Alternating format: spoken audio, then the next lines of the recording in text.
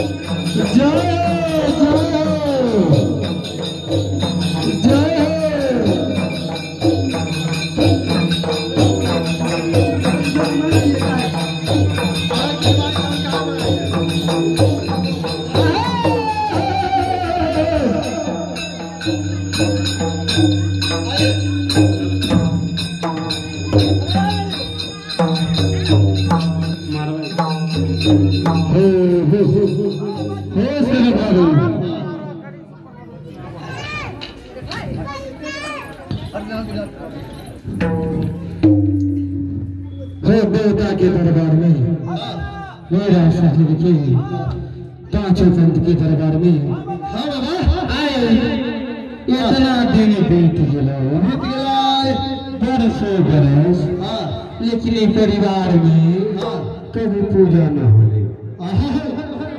सब दिन जैसे जानलन वैसे सेवलन वैसे पूजा कैलन हो गौआ।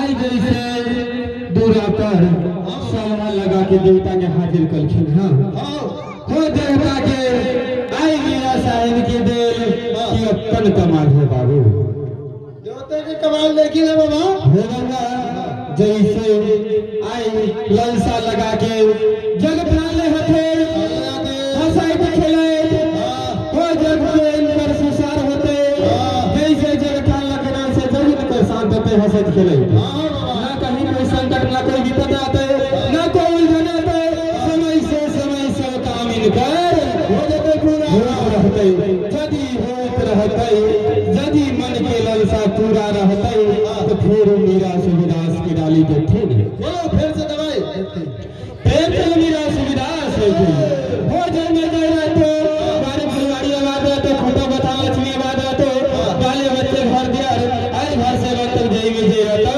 कहीं ना कहीं घटलो ना घटे जे थोड़ मेरा पार लगा दो ज्यादा थोड़ जैसे अर्जी कल हुआ आसन जो सिंहासन बैठल हथोन हो जैसे रहता थोन जखनी पुकार बहुत तखनी तोरा पूरा करता थोन। लेकिन बुढ़िया माई के वो घर में जो है उनको एक पल्लू कपड़ा जरूर दे दिया भाई, आज उनको दे दिया हो विष्णु भगवान के हो ये ललसा लगा कर रखे होते हो जरूर पूरा करवे हे मीरा सुविदास के आशीर्वाद रहते पूरा करके रखो भाई।